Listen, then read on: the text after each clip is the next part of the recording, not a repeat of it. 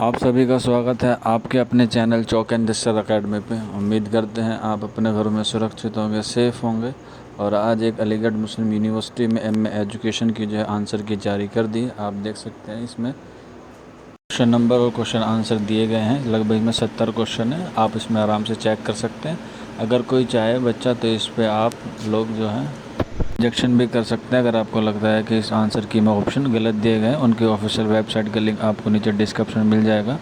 और अगर किसी बच्चे को आंसर की चेक करने नहीं आ रही है तो आप हमारे व्हाट्सअप नंबर 9045220432 पे हमसे कॉन्टैक्ट कर सकते हैं। साथ साथ आप अपना स्कोर भी शेयर करें ताकि हम लोग आपके एक्सपेक्टेड कट ऑफ भी बता सकें। अगर कोई बच्चा चाहे तो अपना पेपर भी शेयर कर सकता है हमारे व्हाट्सअप नंबर पे ही, और या फिर मेल कर सकता है chokandacademy12@gmail.com। हम उम्मीद करते हैं आपका जो क्वेश्चन पेपर है, आपका जो मार्क्स है वो अच्छा है और आपका आने वाला जो मुस्तकबिल है वो बहुत अच्छे से गुजरे और आप अलीगढ़ मुस्लिम यूनिवर्सिटी में एडमिशन मिल जाए। शुक्रिया and thank you for watching this video.